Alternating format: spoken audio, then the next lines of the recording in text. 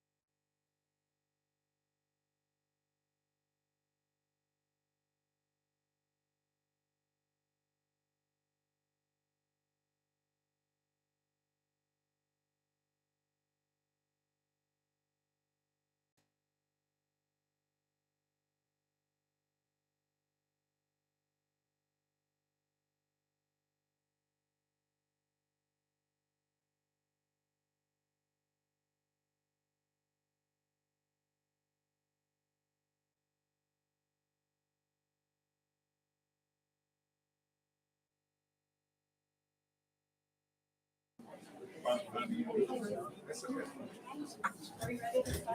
Okay. Yeah, what am I stretching?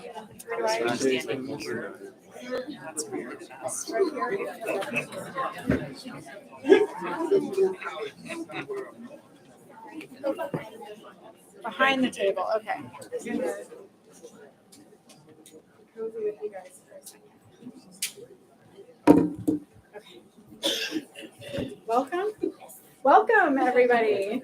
Thank you so much for being here. My name is Carly Brown. I'm the CEO here at Healthcare for the Homeless Houston. So welcome to our Caroline Street Clinic. This is our flagship clinic of the organization. And to all of you who are joining us via live stream, thank you for all of the candidates that are here. We're honored to host you on this important discussion and to learn more about your insights and perspectives around the issue of homelessness. Of course, we have a room very full of people. In this room are some really important stakeholders in this issue. We have leadership from homeless service organizations, board members, people from public policy backgrounds. We have folks who serve on our consumer advisory boards who have lived experience, lived expertise in homelessness that help guide and shape this work in very important ways. And so we really appreciate you being here to talk specifically to this group. And of course, many thanks to Britta, our board member and moderator extraordinaire, who so graciously agreed to moderate this evening's event. I am very excited about the conversation this evening. We all have a vested interest in talking about this issue, as every Houstonian does, in sustaining and growing the efforts that have already gone into the reduction that we've made in homelessness as a community, and in continuing our work towards a community where everybody has access to the care that they need and somewhere to call home. So without further ado, I'm going to turn it over to Britta and to our candidates. Thank you again for being here. Thank you. I will echo Carly in saying thank you again to everyone who is here tonight. We can't thank you enough. To begin, I'm going to ask each candidate to spend about 4 minutes introducing yourself and your overall platform in regards to homelessness and housing security. We'll begin in alphabetical order, with Derek going first, and then each candidate will go down the line. I'm going to hold up a card to remind you of your time, so please do keep an eye to that so everyone can stay on track. It's going to be really important that we keep time tonight to allow everyone to share. A bit of housekeeping for all of our guests. Please put your phones on silent or vibrate. We want to make sure we don't have any additional distractions.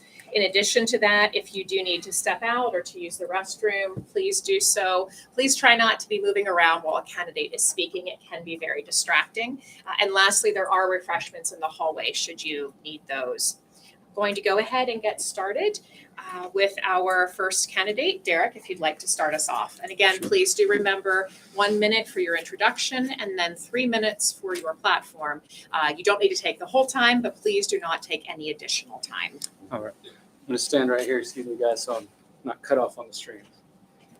Good evening, everyone. My name is Derek Brose. I am a lifelong Houstonian. I am a journalist, activist, small business entrepreneur. I've been fighting for the city for the last 14 years of my life. I'm also a felon, was arrested 18 years ago when I was 20 years old, went through some struggles, got out of prison, also spent some time on the streets during that time. And it is those experiences that directly played a role in the type of activism and the type of journalism and the type of mayor that I would be. Because of my time on the streets, because of my time dealing with mental health issues and drug abuse issues, I understand what it's like for individuals in those situations. And when it comes to this current mayoral race, I'm running because I think Houstonians, and if we take a bigger picture, Americans in general, can see that our systems are rigged by two political parties, even though this is a nonpartisan race, two political parties that do not care about the interests of average Americans. And I think that this applies even on the local level. You know, I don't think the answer is more 30-year career politicians for Houston. There's nothing wrong with having experience, but I do think after a while, being a political office, you might forget the average person, forget what it's like for people out on the streets living everyday lives who have to work for a living and not get paid through taxpayer dollars.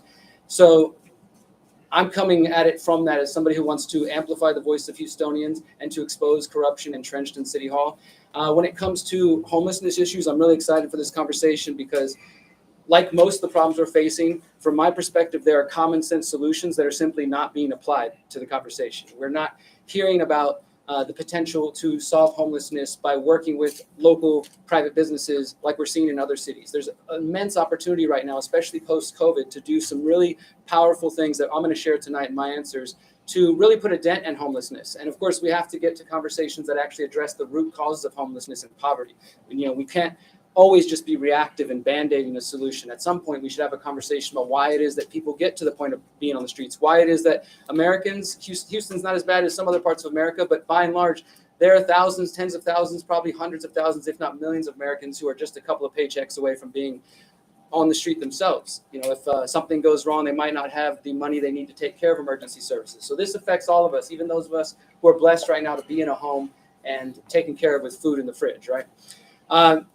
I've been on the streets fighting for those who are houseless for at least a decade. I'd say this entire 14 years of my activism. I was there in 2011 when Anise Parker passed the anti-food sharing ordinance. I was one of the hundreds of people speaking at City Council against that food sharing ordinance, making it clear that we did not support it. I was there when her administration and then Mayor Turner's administration continued to criminalize homelessness by passing ordinances that say all of a homeless person's possessions must fit in a crate this big by this big. I was there when the HPD was throwing away homeless people's possessions into the dumpsters because they didn't fit within those things.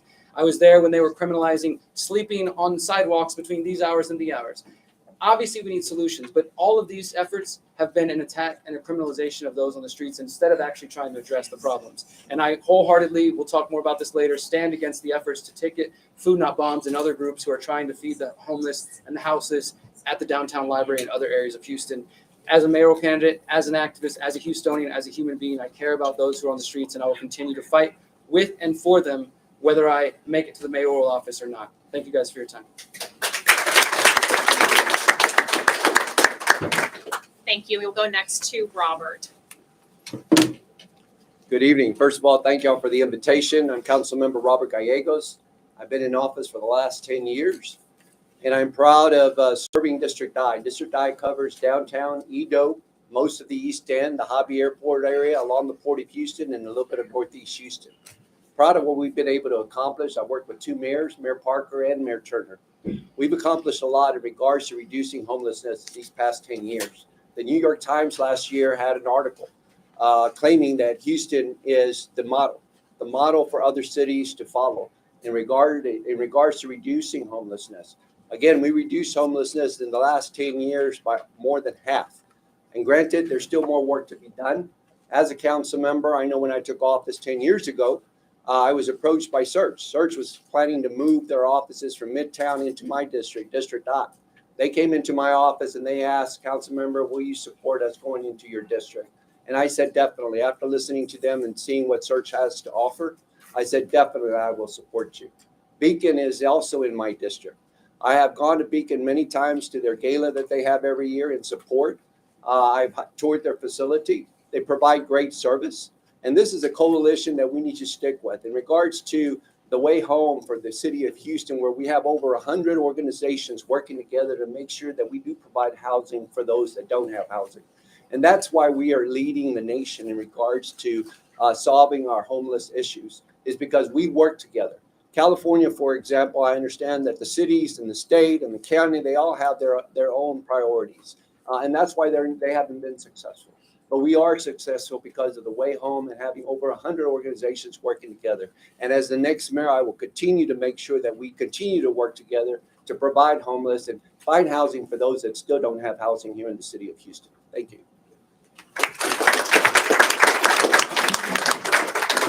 We will go next to Gilbert. Yep. I'm going to do the reversal because I always stand. This time I'll stay seated. And first, I want to say thank you very much for having this forum. And thank you for inviting everybody. because I think it's critical that the citizens know what all the candidates are saying and thinking. And I think it's important for all the candidates to have their voice and their positions heard, rather than letting the media say it's a person, it's 2-person, 3-person, whatever they might say. Let the people decide. So I really appreciate that. I think it really starts with the premise of, and I will talk about my background. It really starts with the premise of you've got to recognize the basic principle that all human beings deserve human rights, first and foremost, that they deserve a roof over their head, they deserve medical care, mental health care, they deserve to be fed. You have to first begin with that premise that a human being is something very special and precious.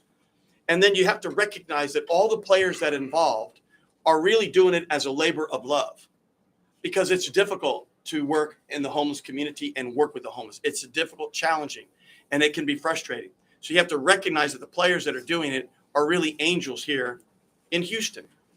And I think my platform is quite simple, because in reality, Houston is the model. Houston's doing great. And it started, if you go back to an East Parker, when the Obama administration sent support, and that's when the Way Home started. That's when they started the Sober Center, which prevented almost 20,000 people from being arrested and getting caught up in the correction system. It started with vouchers for people in cabs to be able to get home. That's when it all started. And it helped veterans in particular, and then it spread out. And that's when it all began. And then, of course, now it's even accelerated. Coalition for Homeless, I saw Mark someplace, has done extraordinary work, really being the conductor of these 100 groups that are really part of this whole effort. And what's beautiful is the stats are clear. I recognize people see anecdotes, and we hear the anecdotes all the time. Oh, this person did that. I see this. That's true, and that's real. But the stats are clear. About 30,000 people have been housed in the last decade. That's phenomenal. And if you look, the number of people who are homeless, and whether they're sheltered or unsheltered, is about 8,500. That's where it was a decade ago. Now, it's about a third of that. We're making extraordinary progress. Is it perfect? Of course not. But have we made extraordinary progress, and should we recognize that what we're doing is working? The answer is yes. So the key real reason, or the real challenge, is going to be a lot of this effort was done with stimulus dollars from the federal government. You know, thank you, Congresswoman Lee and others. It really came from the federal government. A lot of it came from the county. I saw Commissioner Ellis someplace in the back. It came from the county, the federal government, et cetera, and was passed through. The real challenge is going to be, how do we continue to get the funds to continue the progress and to keep it going? So I'm Gilbert Garcia. I'm from Corpus Christi, Texas. I'm a product of public schools. I've never run for office before. I've been active in the community. I've lived in Houston since 1990. I'm married to a wonderful wife. I have 4 wonderful, crazy kids. I am the CEO of a money management firm that manages over $20 billion, which is about 3 times the size of the city budget. So I understand budgets and math. I've also served on 2 pension funds. I was chairman of Metro. We turned around a very difficult situation, and that's what I want to do as mayor of the city of Houston. Thank you for having me.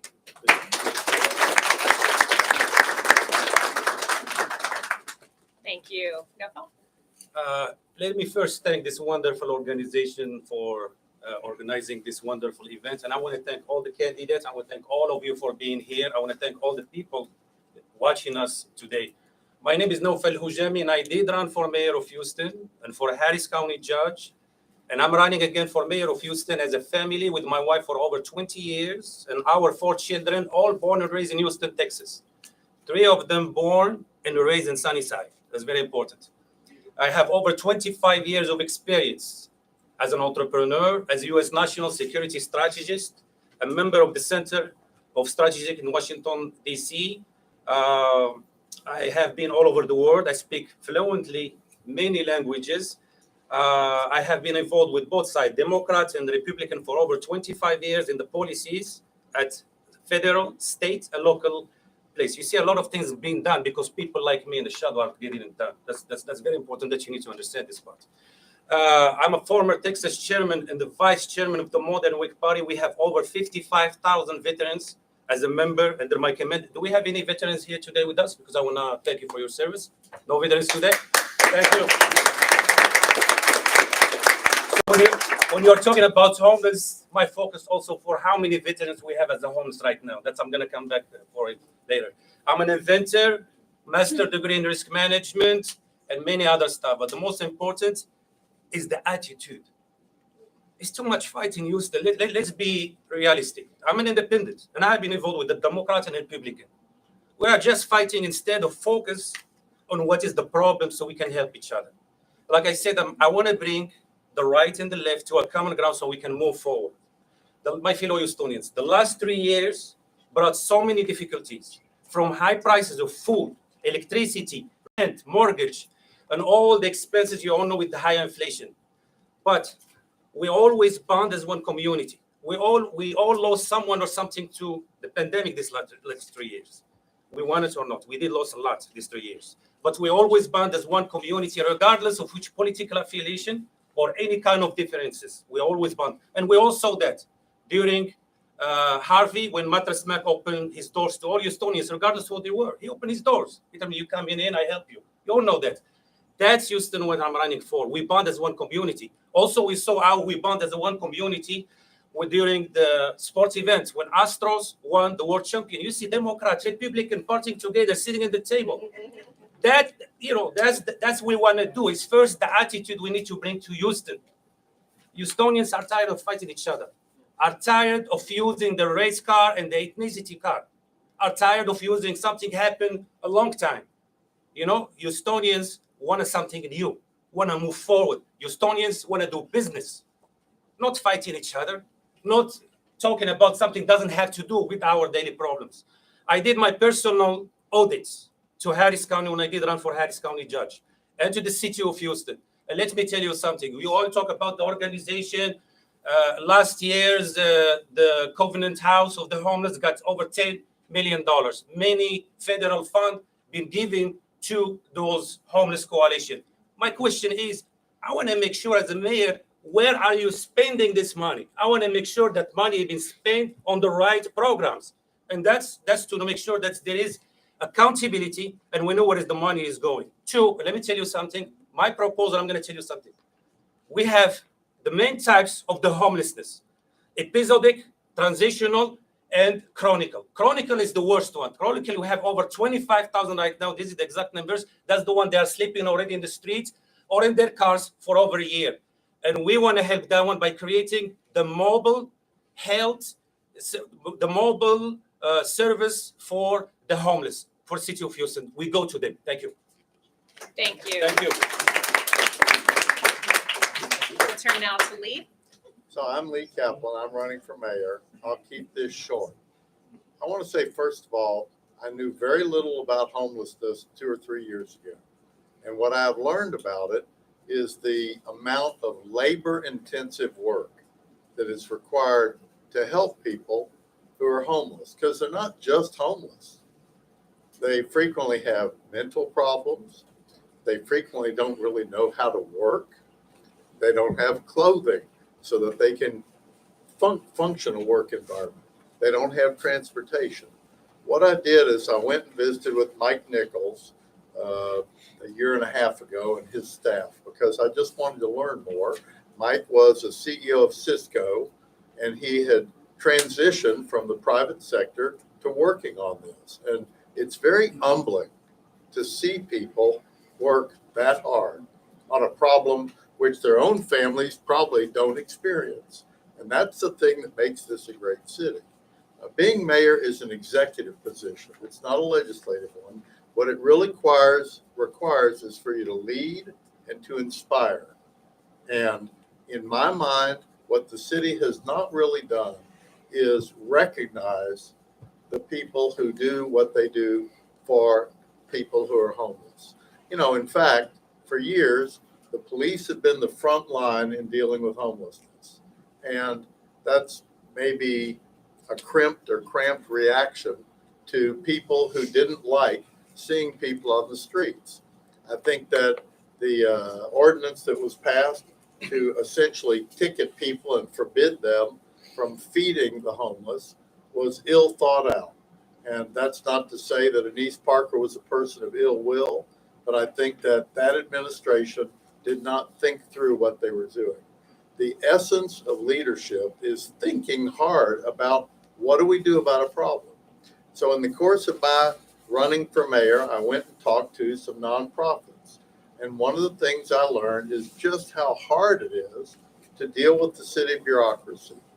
It's difficult. Getting a permit requires you to jump through hoops, and things don't happen, and you get contradictory information. What we have to do as a city, because we're straitened in the budget. I mean, anybody who thinks there's a lot of money to deal with homelessness in the city budget, I think, is being unrealistic and is promising something that is not truthful. The police are currently the front line on dealing with homelessness, and many of them are not equipped for that. What we really need is to inspire the private sector, which has a lot of money. They're not just here, and they're not just people at ExxonMobil and ConocoPhillips. Those are companies that feel an obligation, but we have so many more people in town who are charitably minded, including seniors, and don't really know about the opportunities. So I think what the mayor needs to do is make sure that people know of the opportunities to serve. I've spent my time in the private sector. I was a Eagle Scout. I went to high school in Houston. I went away for college and then Texas Law School. But one thing I've learned is that you can do things, but only if you put the effort in. Writing checks is not enough. And what was so humbling about Mike Nichols is here's a guy who was a CEO, and now he was meeting in a room about 1/3 the size of this one with his staff talking about what we can do. And the mayor's job is to recognize that and to help people get involved in doing things, because we are a charitable city. We can do better, and that's how we do it. Thank you. We will now move to Sheila. Thank you very much. I'm excited about this. It's so good to see so many people whose faces I know, who've had the opportunity to work with. And let me also thank the county. I know Commissioner Ellis was here. I'm very proud to have had and have the endorsement of Judge Lena Hidalgo, and she's a very special person to all of us. And it is because of the cooperation between the city and Harris County that we've made the strides that we've made. And so you're looking at someone who believes in the interrelationships between governments. From the time President Biden and myself got to working together, we raised the amount of money from $3.2 billion for homeless assistance to $3.7 billion. I'm a senior member on the budget committee, and so we all know that most of the dollars that you use for helping the homeless are federal dollars. And so you need to know the intricacies of making sure that you have a key way of bringing as many dollars as possible. I don't plan to leave one dime on the table as it relates to Houston, Texas, and the work that you do. First, I want to thank all of my colleagues. They are my colleagues, and I want to thank them for offering themselves for a civic commitment. And they should, why don't you just applaud all of the folks that are here, because they deserve that. And I think it is very important. It is key to be able to know how government works together. I am, of course, the only member that left City Council, the first member. Someone else did the same and went to the United States Congress, but I'm only the member here that have worked with the United States Congress and served for 2 terms with Mayor Whitmire and Mayor Lanier. So I've had the opportunity of knowing the intricacies of working with the city government. Well, let me show you this, and you will see this. And I heard one of my colleagues say inspiration and encouraging. I plan on being as actively engaged in transparency and telling you what's going on in the city, what our challenges are, and particularly working with the experts. Who are the experts? They're in this room. They're experts like the Coalition for the Homeless. They're experts like healthcare for the homeless. They're experts like Search, and they're experts like Wallop and Bread of Life. So many. I have to listen to you to gear and structure what our program is. But these are 2 pages, show and tell, 2 pages that my office has been dealing with in the last weeks of people who are being evicted. There's an epidemic of eviction. So I will tie this to the question of homelessness. Let's not make people homeless.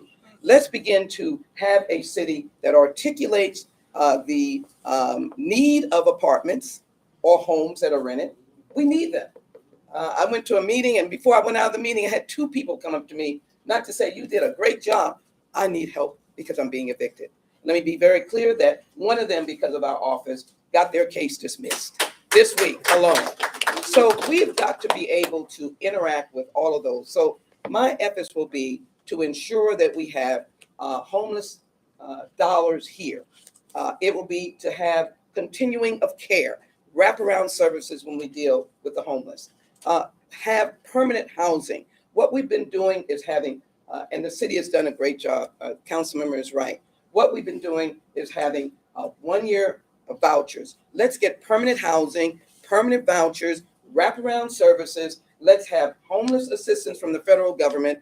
Let's deal with getting our veterans off the street. 30% of those homeless are children. That means it's women and parents. Let's get them off the street. Let's build more housing. And that's how you move forward. You'd have a public-private partnership for building housing.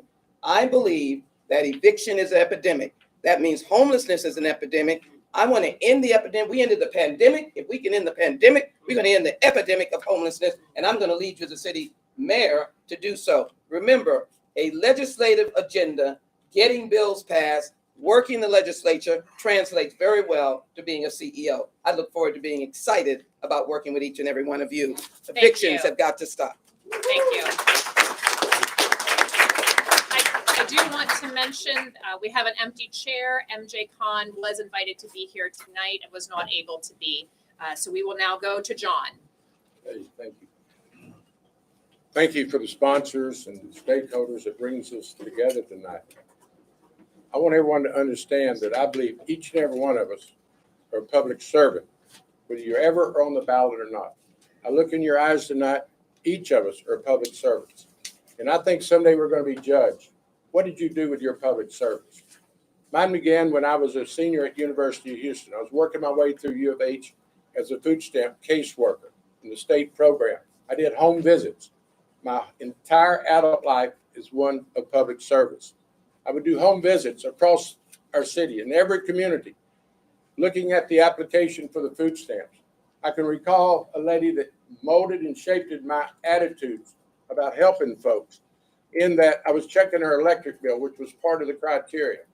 Her electric bill was high, and I inquired. She said, I have to keep the lights on all night long to keep the rats from chewing the baby bottle's nipple off.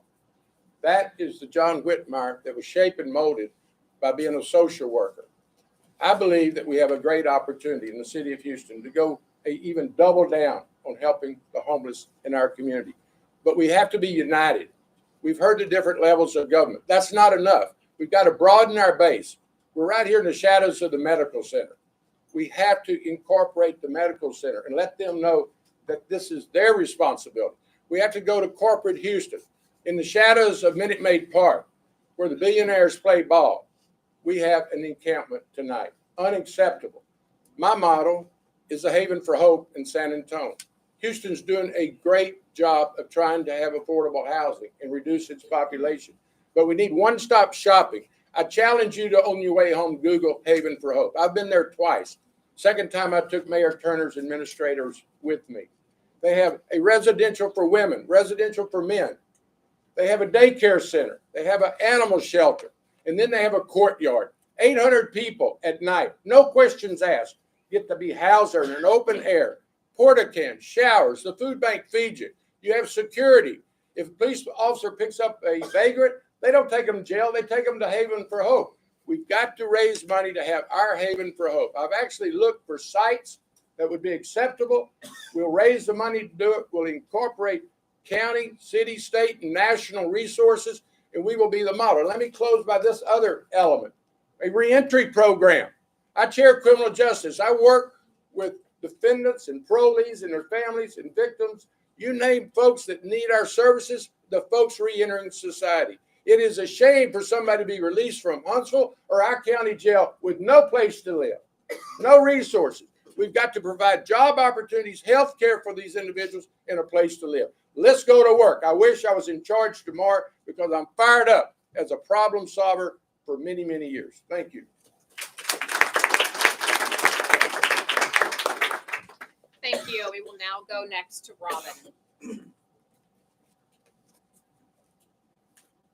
Good evening, everyone. My name is Robin Williams, and I just want to give you a little background about me. Every major problem that's going on in Houston, Texas, I've personally put my thumbprint on it.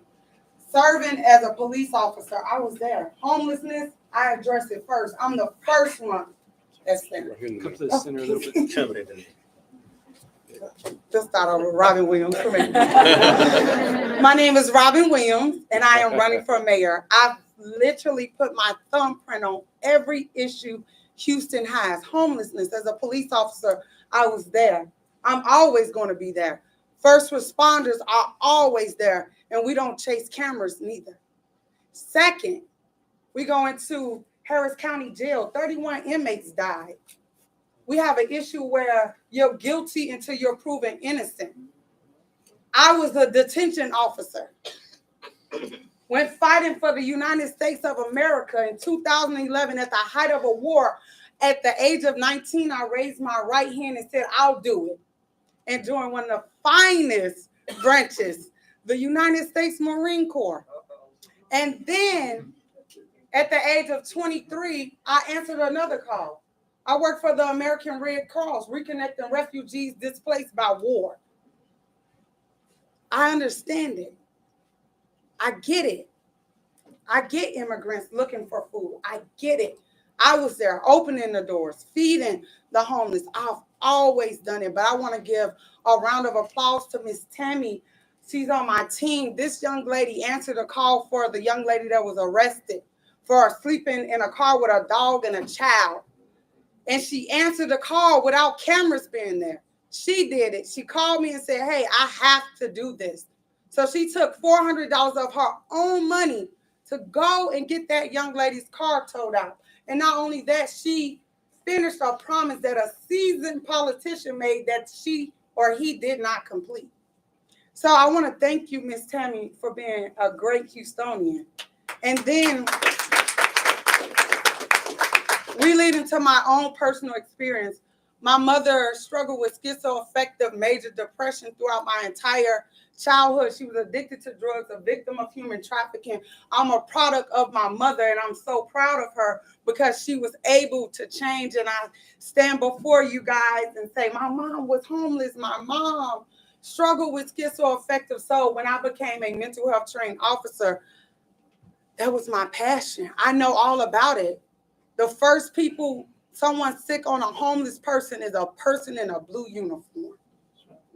They go, legislation has passed where all of their personal effects have to go. You remove them.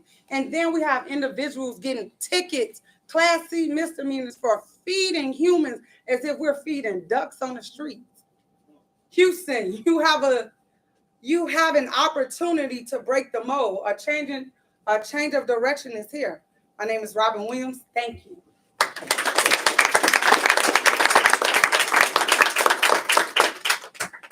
I would like to thank all the candidates for sharing your background and your platform. At this time, we're going to move to a question and answer session. For those of you who registered, you had the opportunity to submit questions at that time. So we will not be taking audience questions, but we will be reviewing the questions that were submitted as part of the registration process. Thank you all again. I also want to clarify, you may have heard that I used individuals' first names. Some of our participants tonight are elected officials, but to keep us all friendly and to give that welcome and warm Houston hug, I chose to use first names. So I hope that was not offensive to anyone. So we will go ahead and move into our question and answer session. First, we're going to start with Derek, and then we're going to come around to Robin on our second question. So our first question. Unhoused individuals often face significant barriers to accessing basic healthcare services. What strategies do you propose to enhance access to primary healthcare for the homeless population in Houston? And how will you collaborate with healthcare providers like Healthcare for the Homeless, where we are tonight, and community organizations to implement these solutions? So if you'd like to go ahead and start. So I think that really the key is to, I will commend the work that's already been done, that Councilman Gallegos mentioned, that others have mentioned, the money from federal dollars as well. Houston has made some really great steps towards addressing homelessness, and we should give credit where it's due, but obviously there's still more work to do. And I've been really diving into this issue and trying to understand, how do you bridge the gaps between groups that do exist, Healthcare for Homeless, Coalition for Homeless, and others that are out there, and even groups like Food Not Bombs, who are sort of activists without any kind of funding and just people going out there. How do we bridge the gaps between all those different services? Because we do have a disconnect with some of those. And I think we need more communication. You need somebody who's willing to actually go into the streets to talk to the homeless themselves, as well as to work with the organizations who regularly deal with the homeless. Somebody mentioned veterans earlier, building relationships with the local veterans organizations, in addition to modeling what has been done in the Veterans Affairs with the Housing Department. There's a number of strategies we could take, but ultimately I think it really comes down to having those, as it's been termed, wraparound services, that continuity of care, not getting them started in one place and then disconnecting them, and never having contact with the same healthcare officials or the same organizations again. So more communication, more networking, and overall just strengthening those relationships between the disparate parts of this equation. Thank you.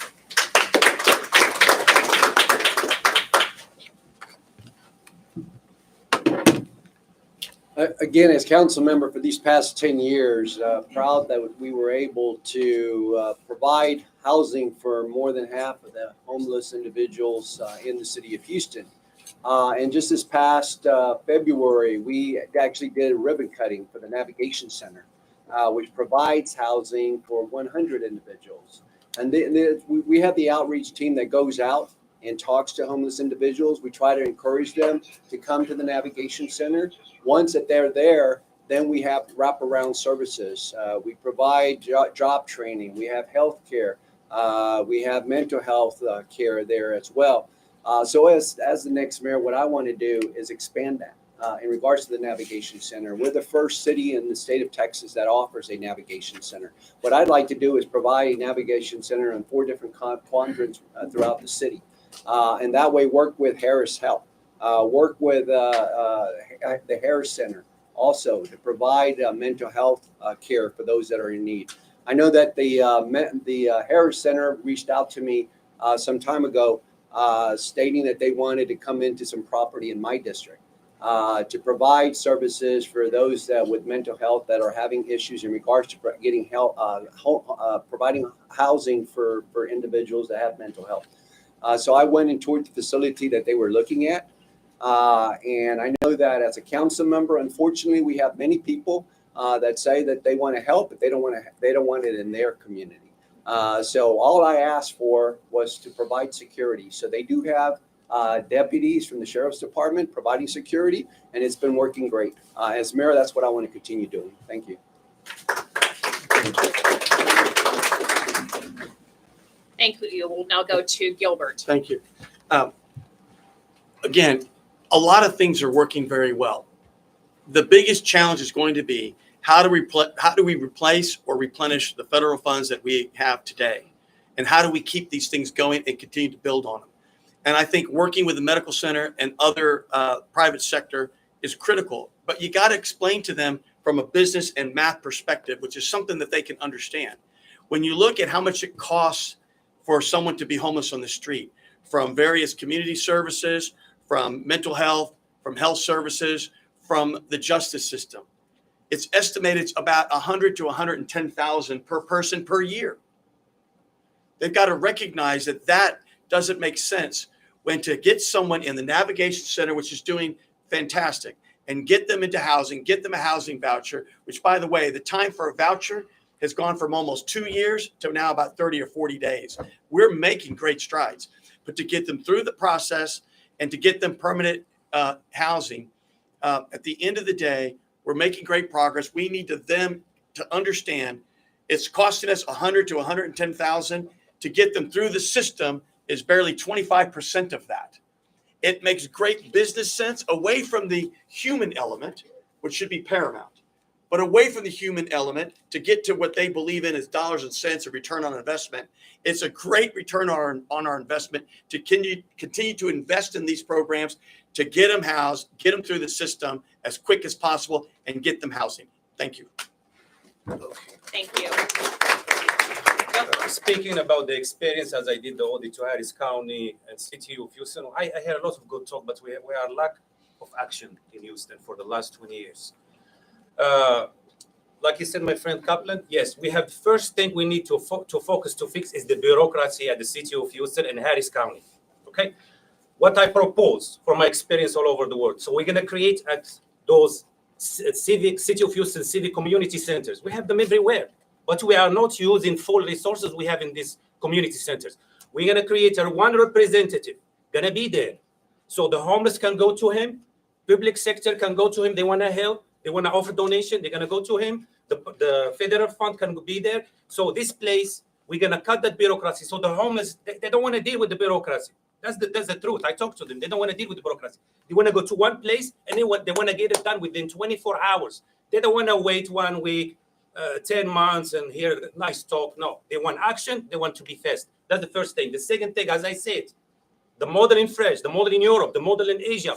We need to learn. You might have experience on somewhere else, but you need to have experience on the street. The experience on the street is we need to create a City of Houston mobile homeless service, especially for the chronic service, which they are already in the street. We have to create this team. This team gonna go to provide, yes, mobile shelter, mobile clinic, mobile food, mobile clothes. So that's how we need to do it. Bureaucracy, less bureaucracy, one place to meet for all the homeless to get the help. And third is mobile. We have the money. Like I said, a lot of coalition, covenant on, they are receiving a lot of money. I will enforce that money need to be part of it invested on the mobile services. We need to do mobile services. And I want to thank you for your service, but we need to do mobile service. You need to go to the homeless. The homeless doesn't going to come to you.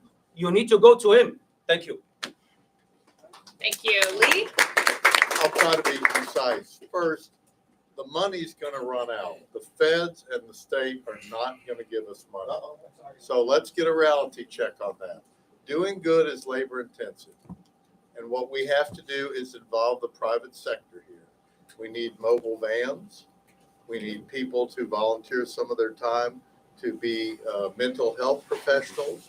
We need to have more police officers so they don't feel that they are so stressed and make bad decisions.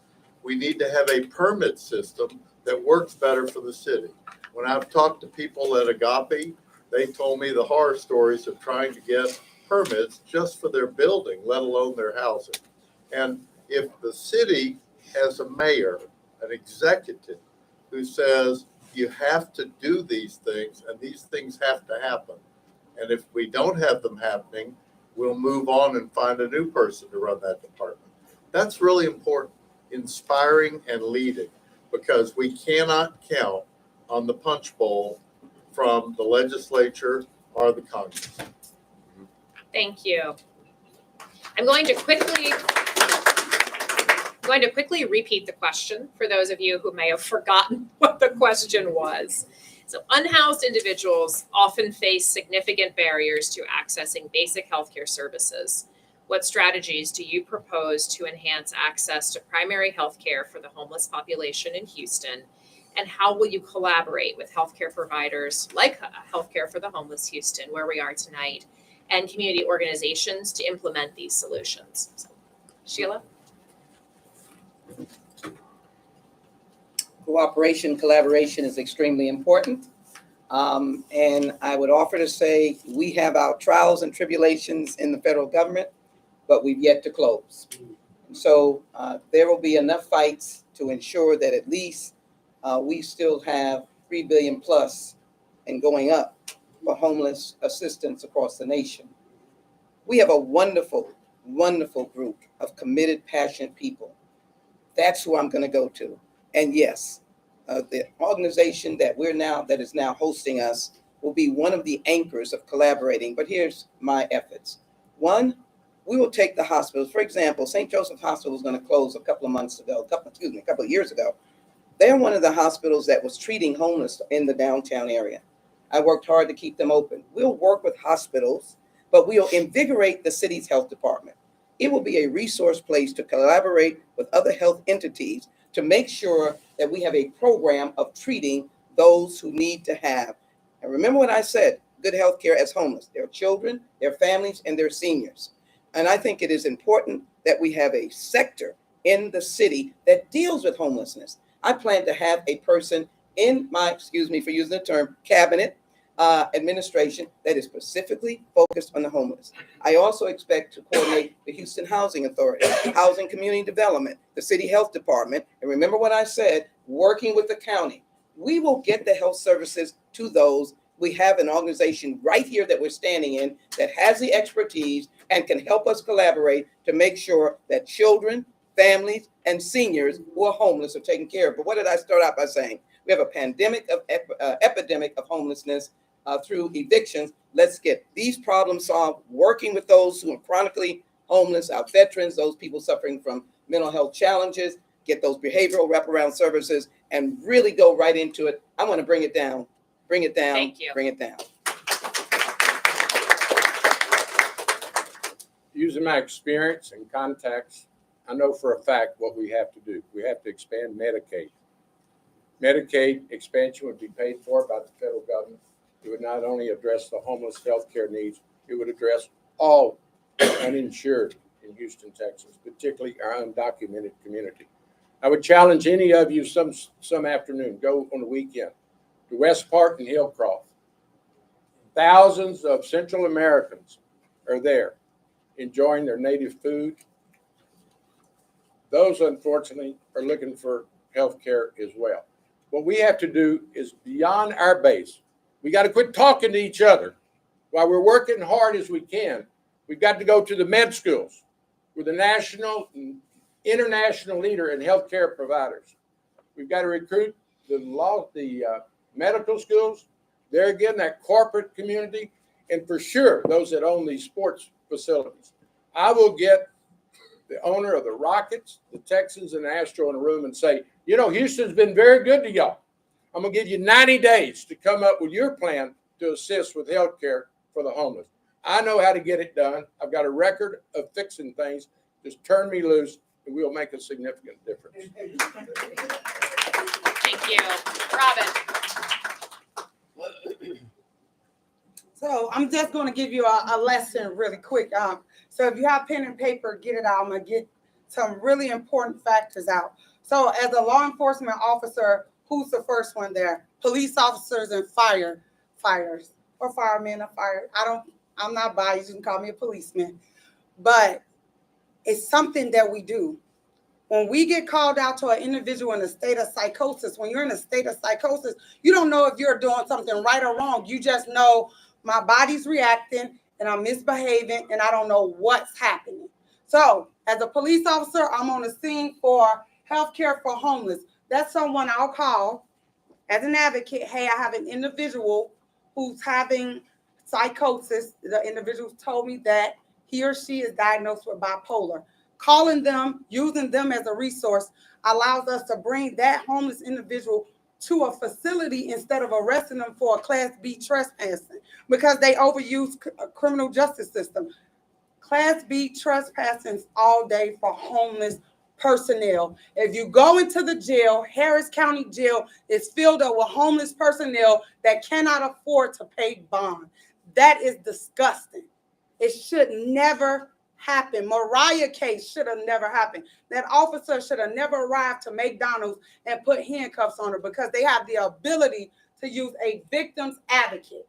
A family victim advocate is someone that does research and reach out to individuals and facilities like this and organizations like this to help police officers put individuals in places that provide food, clothes, and shelter and resource, not jail. Thank you. Well, thank you to all of our candidates for answering that question. We're going to go in reverse order now. So Robin, we're going to start with you. And our second question is this. Affordable housing is a critical component to tackling homelessness. We've talked about that tonight. What policies and funding mechanisms will you advocate for to increase the availability of affordable housing options and supportive services for homeless individuals in the Houston community? So we'll start with you, Robin. All right. So Houston is a renter's hub. So 760,000 Houstonians rent, with 80,000 facing eviction. In 2022, 2,000 Houstonians were evicted. So that lets me know that evictions and homelessness need to be married together, need to be tied together. Because if you're saying homelessness is down to 3,000 personnel, but what about the 80,000 that's facing homelessness? So what do? HUD gives Houston, Texas $42,000, 42 million corrections annually. So we take those funds and we have abandoned buildings, we build them up, we turn them into facilities. We have abandoned schools that already have a cafeteria, shower, classrooms where you can set it up where homeless people can go out and have an address. If you're homeless and you don't have an address, you can't get the most important thing, an ID. If you're talking to a police officer and you don't know your name, unfortunately, I dealt with a lot of individuals that were homeless, that were facing mental health issues, that could not tell me their name. And you know what happens if you can't tell a police officer your name? Failure to identify yourself to a peace officer. What is that? A Class B misdemeanor. Now you're being arrested because unfortunately you've been off your meds for a little bit, and this person does not know how to articulate and say, hey, I have this issue. So what I want to do is work with organizations and do field contact. If police officers are the first line of defense, we have to train them up. We have to train every police officer for mental health. It shouldn't just be for a specific group. Every officer in Houston will be trained as a mental health professional. Thank you. John? First of all, to fix any problem with government, you have to admit that you have a problem. We cannot continue to have administrations that brag about what's happening when you and I know that there's a lot left to be done. Affordable housing has to be explained to the public that it's not a housing project. It's not for lower income. It's for all of us. Actually, affordable housing could be individual homes, which ought to be all of our goals. Using the land bank, using other additional resources, assist folks to acquire and have the American dream for their home. Let me just also challenge you to look at all the costs of living in the city of Houston. City services are nearly unaffordable. Just try taking a working class family to the zoo this afternoon. Can't afford it. When you and I were growing up, we would go to the Houston Zoo several times a year. No longer. Working families can't afford it. I can go on and on. The cost of living in the city of Houston largely is driven by the private sector, but government has to do its part in making it affordable. It's not happening because, unfortunately, a lot of our leaders are so blessed they forgot where they came from. Thank you.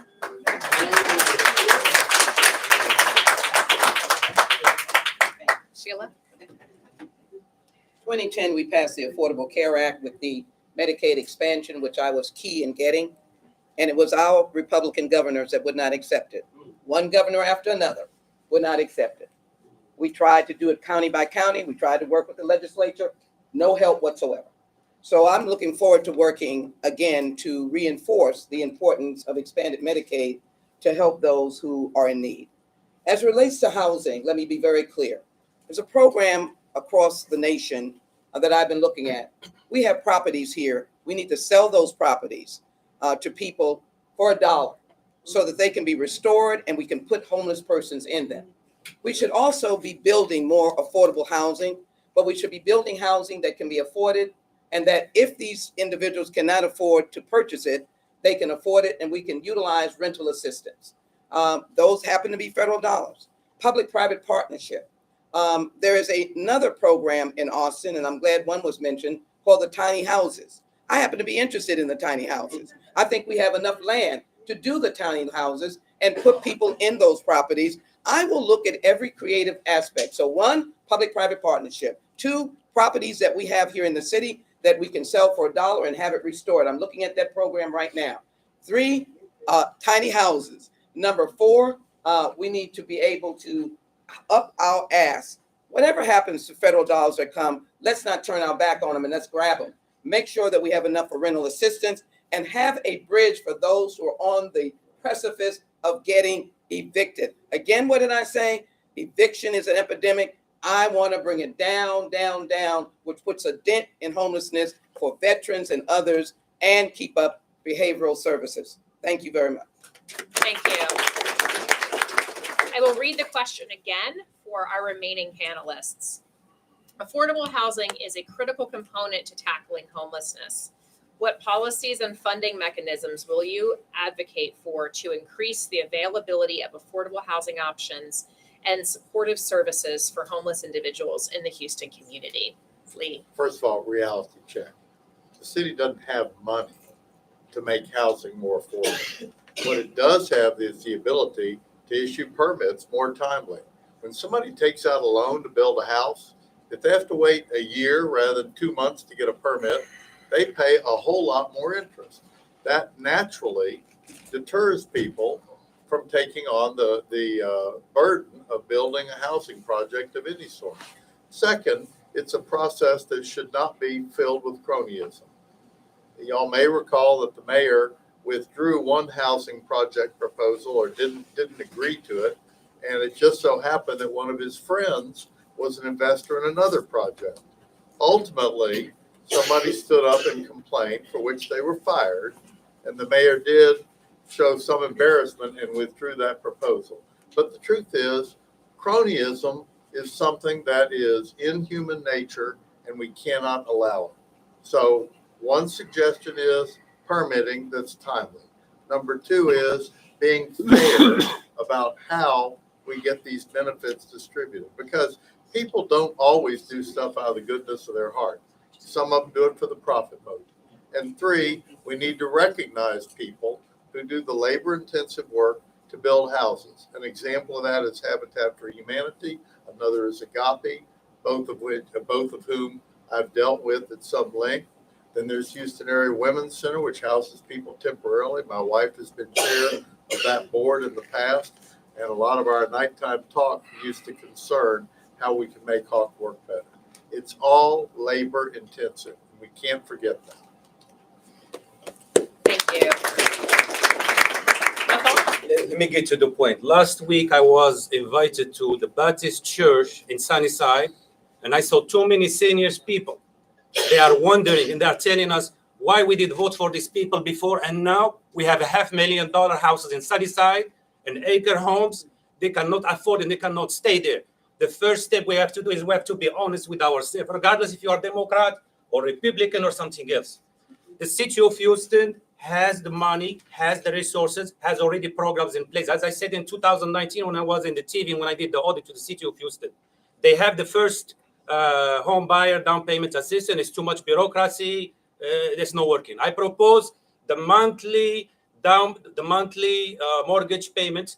We will pay you a third of your mortgage, especially for families with kids, for seniors. I have seniors come to me. You can go to my Twitter and to my Facebook, and you're going to see I was talking there with senior people in Sunnyside, and they said that they are not getting no help for the people they vote for them before. So I will help them as I can, and I said I will create the monthly mortgage payment. And first of the most important thing, there is a chaos at the city of Houston. They are giving the lands and the what's called the loan, the special loans to people. And there is an example. The owner, he's a city controller who has this advantage. He built a big complex on what is that? Cullen Road and Cullen Road going to Beltway 8. And then what he did not give it to the people they need to live there. He did not. Because why? We don't have a cap. If you're going to get the grant, if you're going to give the grant to these people, you're going to give them free lands to these people. As a mayor of Houston, I will put a cap on the rent. You cannot charge this affordable housing a full price, because that's what I want to be, the mayor of Houston, because I will bring together to everybody and I will serve you more than anybody else. Thank you. Thank you. Gilbert? Sure. I'm going to stand on this one. So I'm Gilbert Garcia again. And there are a lot of things working. The Way Home, Coalition for the Homeless, they're doing marvelous, Navigation Center. It's the city that needs to do better. The city needs to do better. Amen. The housing director said it was a culture of corruption. He was fired. Yes. I would audit the housing department immediately. Why? Thank you. I would audit the housing department immediately because there's clearly something there, or they would not have Yes. raided the housing department like the authorities did. I don't want to wait to see what there's there. I want to go fix it so there's money going where it needs to go. Second, on the permitting, well, of course, we had someone who pled guilty to bribery selling permits. That's right. We all know. We all read the Chronicle, etc. And the thing about the permits, I've lived it myself. I thought, well, you know what? I'm going to learn this. So I started building moderate income housing. I'm not a developer, but I'm building several units in the City Gas area. Took me a year to get the permit. Yeah. 1 year.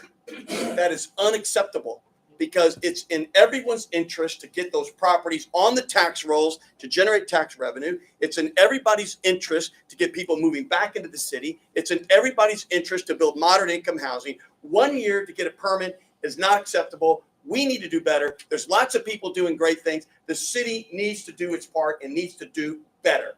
Thank you. Thank you. Robert. Oh, thank you. As council member for the last 10 years, a district council member out of 11 districts, we have developers that come to our office every single year and saying that they want to pursue tax credits for building affordable housing. So I listen to what they have to say. I try to encourage, of course, multifamily, including senior housing, because the 2020 census claims that in 2030 there will be more 65-year-olds and older than 15-year-olds and younger.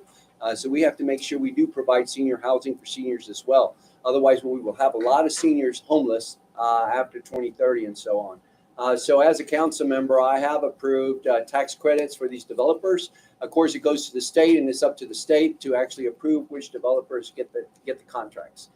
So I know that in District I, we do have a development or two developments that actually got approved recently, and one of them actually we did the ribbon cutting, where it's affordable housing, and it also provides pre-K for kids. So that way, if you're a single mom, you're confident and you're comfortable leaving your kid there at the pre-K. You go to your job. And you get out of that whirlwind of homelessness and what have you. So those are things as mayor I want to also work on. I know that we have two projects in District I. We just did a ribbon cut, groundbreaking recently, and we're going to be doing a ribbon cutting in the next couple of weeks in regards to housing for individuals that have aged out of foster care. If we don't provide housing for those individuals, they're going to be homeless and on the street. So those things as a council member I've been working on for these past 10 years and proud of what we've been able to accomplish. Thank you. Thank you. So next to Derek. Yeah, I just want to give credit, again, where credit's due, and thanks to the council member and on the state level and federal level. I do think it's worth acknowledging what has worked, and also appreciate Mr. Kaplan and Mr. Garcia mentioning the cronyism and the problems with permitting, because as I said earlier, corruption is a big problem in City Hall, and we have seen the articles. There's a pay-to-play system that exists in our City Hall, and we need to get rid of it. As far as specific solutions for affordable housing, permanent supportive housing, getting people rapidly into homes, getting them off the streets without conditions. There's studies I've found that show that leads to better health outcomes. We can look to places like Boston. It was mentioned about getting some of the abandoned buildings in the city. I think that's an amazing idea. We're already seeing it happen in Boston and other places where they're working with hotels to get people off the streets and house them. Working with the private sector, of course, obviously to do this. COVID brought a lot more abandoned office spaces and businesses that just couldn't make it through the lockdowns and everything that took place. And so now we have opportunity to work with those who own those buildings to repurpose them for housing.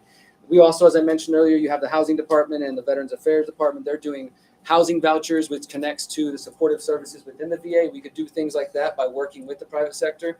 I also think innovative ideas like tiny homes are worth pursuing. I've been at city council before and seen people come to city council saying, hey, I'm a business owner. I can print 3D printed tiny homes right now for the homeless veterans, and be totally ignored by city council because I don't even think they understood the technology. But we have real ideas out there that are worth pursuing. So let's go for them. Eric, that's what. Thank you. Thank you to everyone for providing very thoughtful answers to that question. We're going to move on to our third question. Addressing homelessness requires law enforcement, healthcare professionals, social service agencies, and the community. How would you foster collaboration to create a comprehensive and compassionate approach to tackling homelessness? And for this question, we're going to start with John. Thank you. There's no question to solve the problems that we're facing, particularly the homeless issue and healthcare for the homeless, we have to have collaboration. We have to have every level of government. We've got to have the private sector, and we've got to do a better job of messaging. I want to come back as your mayor and have an auditorium full of people that would attend a session such as this. We cannot just own it among us stakeholders and those that are so concerned. We've got to explain to all Houstonians, we're all in this together, and how the homeless issue goes and those individuals is how Houston will go. It's in our interest from a public safety standpoint, from a healthcare standpoint, and for a quality of life for each and every one of us that can hear my voice. There's no doubt if we incorporated law enforcement, human sources, caseworkers, particularly the fire department. The fire department is medically trained. They're being called to situations for the homeless now. We should be proactive. We should go to the homeless and see what their needs are and let our professional first responders help. But we've got to have someone at City Hall that makes this a priority. It needs to be Medicaid expansion ought to be on everyone's legislative agenda as their top priority. It hasn't been at the city or the county. We can make it a priority and get the resources and the attention that it so badly needs. Thank you. Sheila? I do want to take a moment, Robin, to thank you for your service in the United States military. I'm a groupie for the military, so I want to thank you so very much on your service as a law enforcement officer. But let me be very clear as to how this can work. First of all, I've indicated I will have a team member in my office whose focus is on homelessness. That team member will be able to garner a task force that works with the elements that we've spoken: housing, healthcare, and law enforcement. Absolutely right. Law enforcement encounters those homeless persons. Make sure that the Houston Police Department, I work with the Sheriff's Department, work with constables, are well trained on how to deal with homeless persons.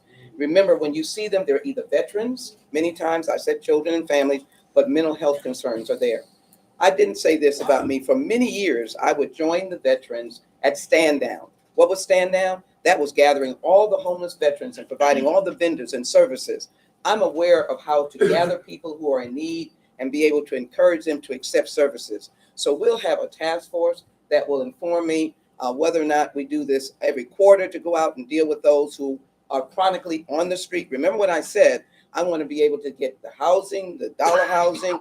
I'm interested in the tiny housing. I'm interested in permanent housing vouchers. So I'm going to be doing all that. But then at the same time, I'm going to educate, work with healthcare for the homeless, but work with my law enforcement, work with the city's health department, have a task force member. And yes, I'll work with anyone that join me on the almost 20-year fight. It's not 20 years on the expanded Medicaid. Come join me on that. I'll be able to work with that. My last sentence is permitting has to be done by a complete audit and technology.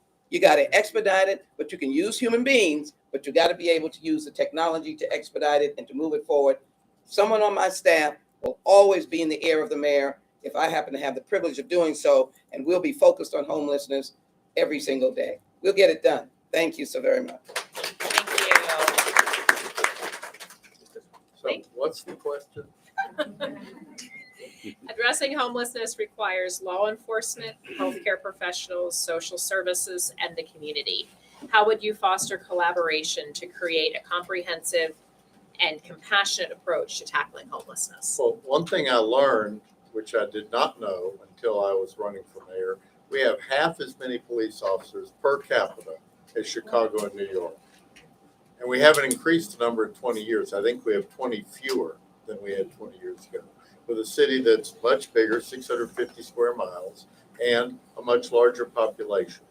And so when people feel like they are short-staffed and they're under pressure, they're not going to do a good job. And I think Chief Finner's done a good job. I think the mayor, once he worked on the pension problem with the police, abandoned the report that he had commissioned for $700,000 that recommended, among other things, civilianizing more of the police force. And if we have more people available, they can make better decisions. and they can have mental health professionals with them. Now, as for the firefighters, frankly, we need more EMS trucks and people like that working, and fewer pumper trucks that get about half a mile per gallon. And that's been resisted by the department. The truth is, we know about these problems, and the one thing that I heard when I talked to Bill White quite a while ago was the most frequent thing that he said is, "Are you kidding me? Is this really the way it works?" And unfortunately, it is. It takes somebody different to be mayor and say, we can't do it this way. Let's face it, we're going to get no help from the governor. We're going to get very little help from the Congress because of the deadline. It's up to a mayor to provide a rebuke by administering the city in a different way. Thank you. I was honored to participate at the state level with the governor, and the governor, he is willing to help, and I disagree with you, it's part of with you. The problem is the money is not going to the right programs. The money is not being spent on the right programs. This is the truth, that we all keep turning around, blaming the police, blaming the fire department, instead of say, hey, you know what, enough is enough. The money has to be spent where it's supposed to be spent. And like I said, I look to the successful experiences all over the world. Why we have that look in here? Because no, open your mind. We need a mobile service at the city of Houston. We need a quarterback. A quarterback that's 24 hours, is a representative in the city of Houston. You cannot keep putting the pressure on the police to do that, and no. So the police goes there, they call to this quarterback. There are going to be many of them. And like I said, we're going to create this position on each city of Houston community center. We have a lot of these places. We have resources. We don't know how to use it. And I'm offering you how to use it. We're going to create this quarterback city of Houston representative where the police can call him, the fire department can call him, and where people want to donate food, they can go to him. Public services, they can go to it. And let me just remind you about you talking about the heads. We do have the gold card, the Harris County gold card. The Harris County gold card, we need to cut the bureaucracy, and we let the homeless people with no home address to access the gold card. We do have that. I don't know how many of you know the gold card service, Harris County hospitals. How many of you, please put your hands up if you know about it. Thank you. So bureaucracy is bad. We can use them so they can cut the bureaucracy and let the homeless get access to these services. We have that. We have the resources. Thank we you. keep talking about. I'm going Thank to you. cut you off there Thank so you. we can Thank get on. Thank you. Thank you. Well, I'm getting excited just sitting next to him. So I know the feeling. Thank you, Senator. Going back, I think a lot of coordination is working. And that's why we've had the success that we've had. And I think ultimately you can see it in the navigation center, you can see it in the numbers decline, you can see it everywhere. You can see it on how we've handled the encampments. But I can say what I would not do, so let's turn it the other way, is put our law enforcement against the people. In other words, I would not be criminalizing homelessness. I would not be criminalizing people who are trying to serve homelessness. I think that is a recipe for trouble. It is inhumane. It is just not right. And I think that's putting law enforcement in a very difficult situation. It's frankly a no-win situation for them, because deep in their heart, I'm sure they're feeling something different than we're having to do. I think it leads to backlogs in the courts on people trying to prosecute some of these unnecessary tickets that we should all know better. So I think one of the things we need to do is not put them against each other, and we should not be criminalizing homelessness and criminalizing people who want to support the homelessness and homeless folks. Thank you. Thank you. As council member, this past June, we voted on increasing HPD's hot team in regards to having more trained police officers out there with mental health case workers, working out in the field in regards to reaching out to homeless individuals, and also working with, as the next mayor, I want to also include, of course, working with the Way Home and other wraparound services, the Coalition for the Homeless and Search, So that way they too can work with HPD in trying to get the resources and support that these homeless individuals are needing here in the city of Houston. Thank you. Thank you. Derek? I'll echo some of what has been said and what I said earlier, which we need more community dialogue. I think we don't want to create a situation where the people feel antagonistic towards the cops, but the reality is if the mayor and whoever the future mayor may be sends the cops out to ticket people who are trying to help the situation, maybe they don't have all the healthcare services, they don't have the full scope of the picture, the holistic view that we know is necessary, but they're out there going and spending their time feeding people, criminalizing those people, ticketing them, and then when the cases are dismissed, saying you're going to reissue the tickets is just a huge waste of tax dollars. I don't know what it is, but it's definitely not the kind of path that I want to be on. We need to just have some basic compassion and empathy when it comes to these situations. As I said, I'm somebody who's been on the streets and dealt with friends and family going through that. If you've never been in that situation or haven't worked with individuals who have directly, I think it's maybe something you should do if you're going to be in the position of mayor and be making decisions on that. And I'm not sure if we're going to have any closing statements, so I want to throw this one in there. One of the other main things I'm campaigning on is to take away the mayor's position, the power of the mayor's office, because you might know the mayor, whoever he or she is, has a lot of power to set the weekly agenda, the budget, etc. So any of these mayors here, they can speak about helping the homeless, but unless they say they will specifically repeal the anti-food sharing ordinance, it might continue under their administration. And unless we pass this upcoming charter amendment, Proposition A, or you elect me, we won't be able to pass things like that if the mayor's the roadblock. The mayor position is a huge roadblock to change, and the only way we're going to do that is either to elect somebody who will change that or somebody who's willing to actually listen to the people. And you make your choice. Thank you. Thank you.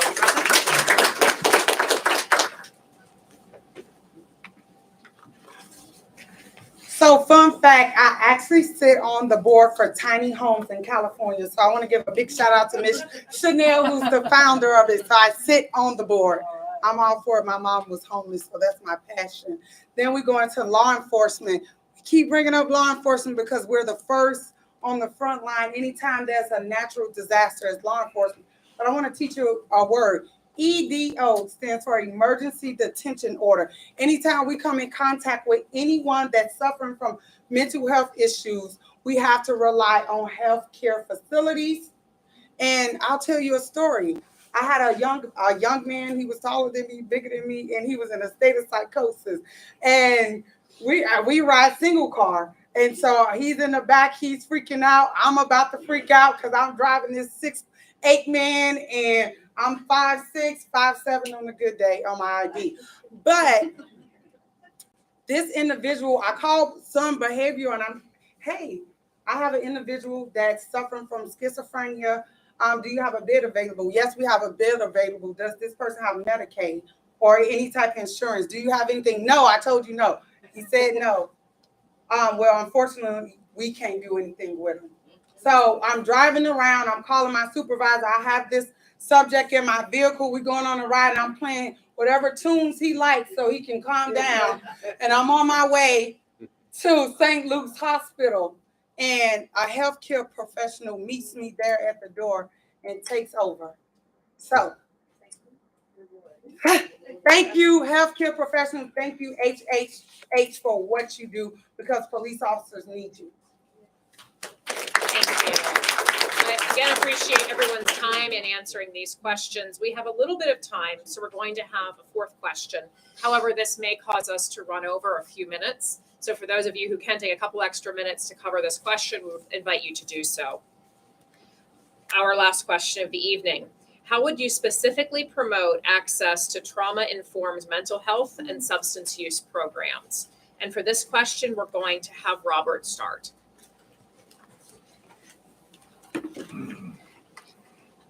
Well, as an next mayor, what I would do, of course, is work with the county in regards to working with Harris Health and the health center. Like I had mentioned earlier, the health center reached out to me saying that there's individuals that are being let go from the Harris County Jail or that are on the street homeless, but they have mental issues. So therefore, they have problems in regards to trying to find housing. So they were looking at a facility to house these individuals, to try to, and then what I understand, they're going to be building some apartments there on site as well. So that way they can house them from there on. So they were asking for my support as a district council member. Again, you have individuals that say, I want to help, but not in my community.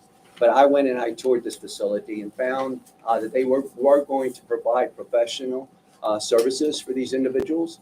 They had, again, I asked for security from the Harris County Jail where they provide deputies, so that way the community can feel safe.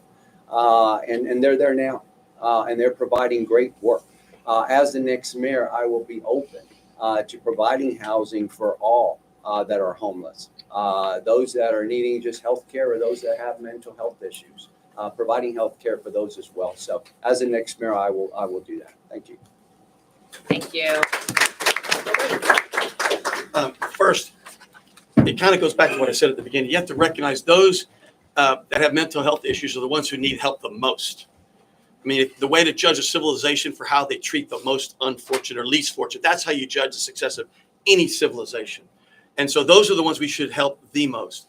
And what does that mean? We should help educate them or do our best to get them to apply for the services that are there available for them. Many of them are just not utilizing things that are there for them because they don't know how. They don't know how to access it. And so my view is we need to get better training or more training for some of the outreach folks that are already working in this area. Again, that's the front line of doing the Lord's work. That way, when they spot people with mental health issues, they could try to direct them to areas and to assist them, get them in the navigation center, and try to get them the help that they need. And ultimately, we need to do more to devote more resources to that area. And so I would do that. Thank you. I want to thank all the candidates for these wonderful ideas. But the first step to succeed is you have to see what you have. It's like you're in the house. You want to buy something, you want to do something, you look to what you have exactly in your refrigerator before you go, you're going to buy this, you're going to do this. What we have in Houston and Harris County, we do have the health system. My friends, they know what I'm talking about because it's funded also by federal and local. Harris County Gold Card, it's a wonderful clinics, it's a wonderful system, but the only problem that the homeless people can access to it is the bureaucracy. They're asking too much information. How much your income? Where do you live? We need to cut that. So we're going to use the resource we have, the Harris County. And two, we need to do the mobile service. We need to create this mobile service. The mobile service are not coming from the sky telling you this. No, this is happening in Europe. They are doing it for many years and it's successful. We can do it. We have the money to do it. These homeless people, mentally ill, they're not going to come to you. Let's be honest with ourselves. We have to go to them. If you don't build a strategy that you're going to go to these people with your van, with your truck. We have the medical center. Is a lot of people I talk to them there. They want to volunteer. They want to help their community. They want to be involved. We have this good example here. This wonderful organization. They are already helping the people already in the thing. So we need to cooperate with them. We need to cooperate with Harris Gold Card to do that, to cut the bureaucracy. And we need to create the mobile service. The mobile service is very important. That's how we can succeed. And I want to thank you again, all of you, for being here. Thank you. Thank you. Thank you. I think part of being mayor is a certain sense of humility. I don't know the answer to that question. And I would start by asking people in this room. I'd start by asking people who are experts. I don't pretend to have that expertise. I don't know how you somehow cajole or force people with true trauma-induced problems into treatment. And sometimes, obviously, we're unsuccessful when we try that. But I think the mayor has to have a certain degree of humility and the willingness to accept that he or she is not omnipotent and not omniscient about how to solve problems. And that's how I've been successful my whole life in my law practice, because I've always thought that the younger people and the other people in our firms have known things that I don't know. And if you don't listen, you can't make good decisions. That's the first thing. One reason I really admired Bob Lanier is he said something to me one time about a particular lawsuit that he was very interested in. I thought he was wrong. And of course, Mayor Lanier was an Olympian figure to me. And, you know, I'm kind of a young, smart-ass lawyer. I actually sent him some documents in which prove that he was wrong. I saw him later, a month or two later, and he actually remembered and said, I read what you sent me. You were right. I didn't realize that. And a mayor who can do that, who is secure enough, is the kind of leader that you want. That's the kind of leader that I think I'm capable of being and want to be. Thank you. I'm going to read the question again for those remaining. How would you specifically promote access to trauma-informed mental health and substance use programs? Sheila. This is another opportunity for collaborative work. First of all, there's nothing more frustrating than the lack of mental health services in the nation and in the city and in the county. Why don't they think that mental health is the same as physical health? So we have to create our own pool, if you will, to deal with giving access for trauma. Don't forget substance abuse. It mixes together. Here's where you can really be collaborative. Here's where my knowledge is helpful. The Veterans Administration, the Veterans Hospital, they don't believe in being isolated. They can work with us because many of these are veterans. I said I wanted to make the city's health department more robust. That is to be able to be the resource for trauma. Speaking to hospitals to say to them to take a percentage or a number of those needing trauma care, which means they'll have to be in the hospital. They can't be just outpatient for a period of time. And then really work with those organizations who know how to sober people up, be more open to the kind of medicine that we utilize for sobering people. They're both in drugs and alcohol. And let me be very clear. I don't like ticketing people for being a good Samaritan. And my administration will not target good Samaritans. But I will also work with police. And I know they need more classes. The budget is a tough thing, but the mayor has the ability to prioritize. And so as we fight to make the budget balanced, we'll look for ways of increasing revenue. But that's with my collective members of council. That's another thing no one said. You've got to work with your city council members. You've got to be able to say it's not my way or the highway. You've got to be able to engage. I've been around that table. I understand how important they are. I believe they are the friends of the city. It's not just the mayor's agenda. It's all of the agenda. So we will draw them into fighting against mental health, lack of services, homelessness, and those who need trauma care. But my medical community, Thank you. health care for the We homeless, do need to move on. it is necessary for us all to be together. Hospitalization may be required. Thank you very much. John? Thank you for that important question. First of all, to solve the problem, you've got to prioritize it. Again, I will go to the people of Houston and put a face on our problem. The public is concerned about public safety. Do you know what drives public safety concerns? The clientele. The jail is overcrowded, 10,000 people. Harris County has 500 in Louisiana, 500 defendants in Post, Texas. It's mental health and drug abuse. We not only can approach Houstonians about the humane thing to do, it's the cost savings, where we could save money by being proactive on the front end, solving people. I dare you to go to Ben Taub tonight. They will take a homeless person and stabilize him or her at 4 a.m. What do you think becomes of that person?